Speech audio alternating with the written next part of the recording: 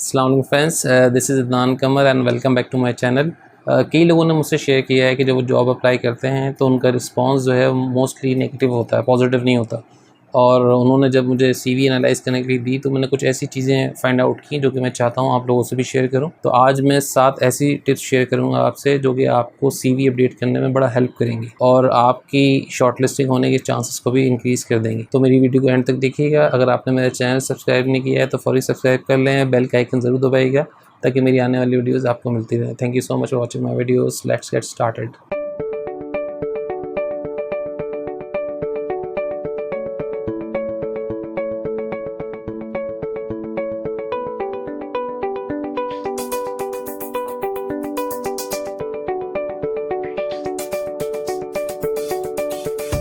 So guys welcome back. And video start करने से पहले मैं थोड़ा सा अपना इंट्रोडक्शन दे दूँ उन लोगों के लिए जो आज नए हैं, पहली दफ़ा मुझे देख रहे हैं। Basically I am HR professional. I been in this field for last 10 years and इसके साथ मैंने कुछ सर्टिफिकेशन की हुई HR के हवाले से।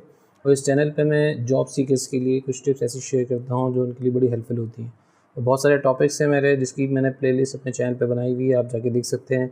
CV रिज्यूमे के हवाले से टिप्स मैं शेयर कर रहा होता हूँ और जो है एक्सेल के हवाले से भी कुछ मैं अपडेट्स देता हूँ। तो ये मुख्तलिफ सेक्शन मैंने बनाए हुए हैं। जॉब सर्च के हवाले से ही बहुत सारी मैंने वीडियोस बनाई हैं, तो आप उनको ज़रूर देखिएगा। तो सबसे पहले मैं आपसे बात करूँगा CV डिज़ाइन और टेम्पलेट के हवाले से। ये बहुत इंपॉर्टेंट है। सो इस CV टेम्पलेट के हवाले से मैं ऑलरेडी एक वीडियो बना चुका हूँ। डिस्क्रिप्शन में मैंने लिंक शेयर कर दिया है आपसे, वो वीडियो आप ज़रूर देखिएगा। उसमें मैंने कुछ ऐसी साइट्स आपसे शेयर की हैं जहाँ से आप फ्री ऑफ कॉस्ट जो है वो CV टेम्पलेट्स डाउनलोड कर सकते हैं। अच्छे डिज़ाइन है वहाँ पे, आप अपनी फ़ील्ड के हिसाब से सेलेक्ट कर सकते हैं और ड्राफ्ट कर सकते हैं। सो जो एडवांस टेम्पलेट्स होते हैं CV और रिज्यूमे के, तो उसमें आप अपनी इन्फोग्राफिक्स शेयर कर सकते हैं जिसकी प्रेजेंटेशन बहुत ज़्यादा अच्छी होती है और रिक्रूटर्स के लिए बड़ा इजी होता है आपके एक्सपीरियंस और स्किल सेट को एनालाइज़ करना। इसका ख़ास ख्याल हो कि प्रोफेशनल टेम्पलेट हो, बहुत ज़्यादा डिज़ाइनिंग ना हो, बस जो आपकी क्वालिफ़िकेशन स्किल सेट है वो प्रॉपर्ली रिफ्लेक्ट हो जाए। नंबर 2 पे जो है CV का स्ट्रक्चर बहुत इंपॉर्टेंट है।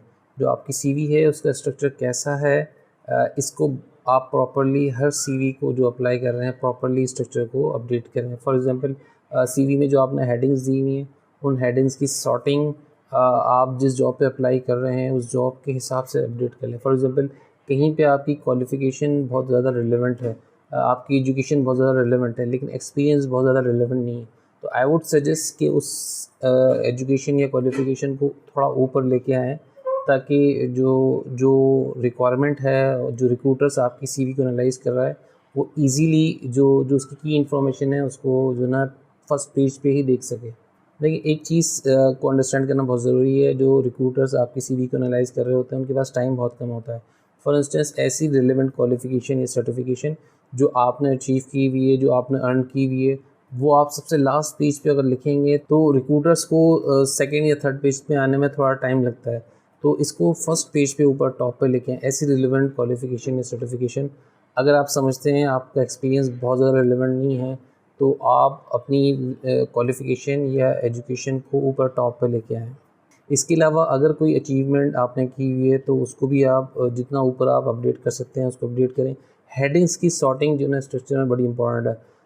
आप कहीं पे अपने एक्सपीरियंस को ऊपर ले आते हैं, क्वालिफ़िकेशन को नीचे ले आते हैं, कहीं आप सर्टिफिकेशन को टॉप पे ले आते हैं, तो ये बड़ा इंपॉर्टेंट रोल प्ले करता है अगर रिक्वायरमेंट है उस सर्टिफिकेशन की या उस क्वालिफ़िकेशन की। फॉर एग्ज़ाम्पल कोई सर्टिफिकेशन रिक्वायरमेंट है और वो सर्टिफिकेशन आप ऑलरेडी कर चुके हैं तो और उसमें कोई अचीवमेंट आपकी है तो उसको थोड़ा सा ब्रीफ करके आप जो है ना उनको रिफ्लेक्ट करें अपनी CV में, और जितना अर्ली पार्ट में आप करेंगे तो वो ज़्यादा अच्छा होगा। इसी तरह कोई एक्सपीरियंस अगर आपका जहाँ रिलेवेंट है और आपकी क्वालिफ़िकेशन ज़्यादा रिलेवेंट नहीं है तो कोशिश ये करें कि एक्सपीरियंस को थोड़ा ऊपर लेके आएँ। सॉर्टिंग में जो हेडिंग्स आपकी आ रही हैं उसमें बेहतर होगा कि आप अपनी एजुकेशन, आपकी जो एक्सपीरियंस या जो डेजिग्नेशन पे आपने काम किया है वो बिल्कुल रिलेवेंट है तो उसको ज़रा रिफ्लेक्ट करें। अगर रिक्वायरमेंट ऐसी है कि आपका 5 ईयर्स मैनेजरियल एक्सपीरियंस होना ज़रूरी है तो उस रिक्वायरमेंट में आप अगर पूरा उतरते हैं तो उसको जितना ऊपर आप लिखेंगे वो उसके लिए बहुत ज़्यादा आसानी होगी रिक्रूटर्स या HR मैनेजर के लिए कि वो आपकी रिलेवेंट एक्सपीरियंस को देख सकें। सो जो एक्सपीरियंस आपके पास है और वो रिलेवेंट है जो आपके हिसाब से, तो कोशिश ये करें उसको जितना ऊपर रख सकते हैं वो आपके लिए बहुत अच्छा होगा। इसके साथ साथ अगर किसी ऑर्गेनाइजेशन में आपने काम किया है, 2-3 ऑर्गेनाइजेशन में, और वहाँ पे डिफरेंट एरियाज़ में काम किया हुआ है, और अगर आपकी जो जॉब रिक्वायरमेंट है वो उससे कुछ मैच होता है एक्सपीरियंस, या वो आपकी रिस्पॉन्सिबिलिटी जो आप करंटली परफॉर्म कर रहे हैं या प्रीवियसली परफॉर्म किए, तो उसको आप जितना सॉर्टिंग में रिस्पॉन्सिबिलिटीज़ को या अचीवमेंट के ऊपर रखेंगे, तो रिक्रूटर के लिए बहुत ज़्यादा आसान होगा उस चीज़ को एनालाइज़ करना कि सीवी उस जॉब के लिए बिल्कुल मैच करती है। अब बात करते हैं कुछ इर्रेलेवेंट कंटेंट की जो हमारे पास अक्सर हमारे पास सीवी में होता है। फॉर एग्जांपल जॉब से रिलेवेंसी नहीं होती, आपकी अचीवमेंट होती है, तो कोशिश करें उसको मिनिमाइज़ करें, और अगर बिल्कुल इर्रेलेवेंट कंटेंट है तो उसको अपनी सीवी से निकाल दें। तो जितना मैक्सिमम अपनी सीवी को आप रिलेवेंट करने की कोशिश करेंगे, वो रिक्रूटर के लिए जो है वो आसान होगा आपकी सीवी को एनालाइज़ करना और उसमें से जो रिलेवेंट कंटेंट है उसको जो है गैदर करना। सो रिक्रूटर के पास जो है टाइम बहुत कम होता है, तो चंद सेकंड्स में 30-40 सेकंड में जो है ना वो रिक्रूटर एनालाइज़ कर रहा होता है सीवी को, और वो जस्ट स्किम कर रहा होता है। तो उसके अंदर ही अगर वो आपने रिफ्लेक्ट कर दी प्रॉपर जॉब रिस्पॉन्सिबिलिटीज़ या वो डेजिग्नेशन या वो सर्टिफिकेशन जो उसको रिक्वायर्ड है, तो वो आपके लिए इतना ही बेहतर है। तो इसके लिए जो है एक्सक्लूड कर दें सारा रिलेवेंट कंटेंट, ताकि आपकी सीवी जितना मैक्सिमम रिलेवेंट हो वो आपके लिए बहुत अच्छा है। नंबर 5 पे मैं आपको एडवाइस करूँगा कि आपकी सीवी बिल्कुल रीसेंट हो, अपडेटेड हो। जो करंटली आप रोल परफॉर्म कर रहे हैं या जो जिस ऑर्गेनाइजेशन में आप मौजूद हैं वहाँ का ज़रूर आप रिफ्लेक्ट करें, चाहे वो 2 मंथ्स हैं हुए हैं आपको काम किए हुए, ये चंद महीने हुए हैं, चंद साल हुए हैं, तो उसको रिफ्लेक्ट करना बहुत ज़रूरी है। अक्सर मैं फ़ेस करता हूँ ऐसे कैंडिडेट जो है 3-4 मंथ्स में जो एक्सपीरियंस गेन किया है, हालांकि अप्लाई वो आज कर रहे हैं, लेकिन वो 3-4 मंथ्स का जो एक्सपीरियंस होता है उसको रिफ्लेक्ट नहीं करते। सो उसको ज़रूर रिफ्लेक्ट करें, जितना भी रिलेवेंट कंटेंट है जो जॉब से रिलेटेड है स्पेशली वो ज़रूर रिफ्लेक्ट होना ज़रूरी है। और अगर वो नहीं भी है उसके बावजूद आप अपनी करंट ऑर्गेनाइजेशन का ज़रूर बताएं और करंट रोल जो आप परफॉर्म कर रहे हैं। एक टिप मैं आपसे ज़रूर शेयर करूँगा, फॉर एग्जांपल आप किसी ऑर्गेनाइजेशन में एएम रोल पे हैं या एग्जीक्यूटिव या ऑफिसर लेवल पे काम कर रहे हैं, और आपकी रिक्वायरमेंट जॉब की रिक्वायरमेंट जो है वो मैनेजरियल रोल की है, और आप समझते हैं कि आपका डेजिग्नेशन जो है वो आपके रोल को जस्टिफाई नहीं करता, आपका एक्सपीरियंस लीडिंग आपका एक्सपोजर जो है वो टीम को लीड करने का भी रहा है एज अ ऑफिसर या एज अ सीनियर एग्जीक्यूटिव, तो फिर आप क्या कर सकते हैं, आप अपनी डेजिग्नेशन जैसे सीनियर एग्जीक्यूटिव ऑफिसर आपका है और आपका रोल जो है वो लीडिंग रोल भी रहा है, तो उसमें ज़रूर मेंशन कर दें कि जैसे फॉर एग्जांपल अगर आप एचआर के ऑफिसर हैं, सीनियर एचआर ऑफिसर हैं, तो एचआर लीड करके कि मेरा लीडिंग एक्सपोजर इतना रहा है 3 इयर्स का या 4 इयर्स का।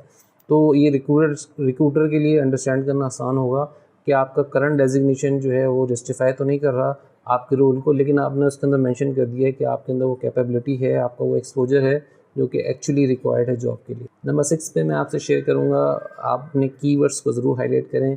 जितने भी कीवर्ड्स जो है उस जॉब ऐड में दिए हुए हैं उसको लाजमी कोशिश करें, उसको स्प्रिंकल करें अपनी सीवी के अंदर। ऑब्वियसली जो रिलेवेंट है वही आपने करने हैं, वो काम जो आपने अचीव किया हुआ है, वो एजुकेशन जो आपने रिफ्लेक्ट की हुई है, ये वो जॉब रिस्पॉन्सिबिलिटी जो रिक्वायर की हुई है, वो अगर आपने जो है एक्सपीरियंस की हुई है उसको ज़रूर बोल्ड करके हाईलाइट करके ज़रा रिफ्लेक्ट करें अपनी सीवी में, ताकि रिक्रूटर को अंडरस्टैंड करना आसान हो। सबसे लास्ट मैं आपसे शेयर करूँगा, अपने सीवी के अंदर थोड़ा प्रोफेशनलिज्म ज़रूर शो करें, बिकॉज़ मैंने देखा है अक्सर जीमेल एड्रेस जिस तरह बने हुए होते हैं, प्रिंस और लवली, इस तरह के जो वर्ड यूज़ कर रहे होते हैं, ये अनप्रोफेशनल वर्ड्स हैं।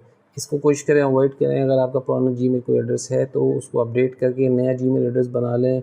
इसके साथ साथ मैं आपको ये भी एडवाइस करूँ, जो आपकी सोशल मीडिया की प्रोफाइल है, लाइक लिंक्डइन प्रोफाइल है, उसको कोशिश करें कि वो जो है आपकी सीवी से भी मैच होती है। ऐसा ना हो कि आप सीवी में जो टाइटल अपना जॉब का दे रहे हैं और उसके अंदर जो है लिंक्डइन के अंदर जो आपकी प्रोफाइल है उसमें जो आपका अपडेट हुआ वो बिल्कुल डिफरेंट हो।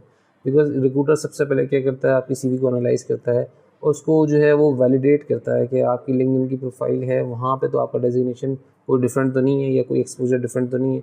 तो इसको ज़रा ख्याल रखिएगा आप, ऐसा ना हो कि आपकी लिंक्डइन पे बिल्कुल डिफरेंट प्रोफाइल हो और आपकी सीवी बिल्कुल डिफरेंट बनी हुई हो। I think that's all from today.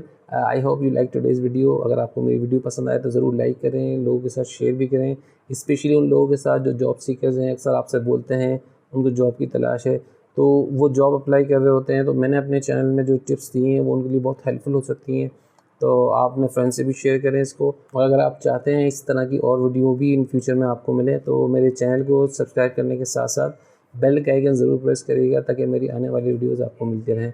Thank you so much for watching my videos. अपना ख़ास ख्याल रखिएगा। अल्लाह हाफ़िज़।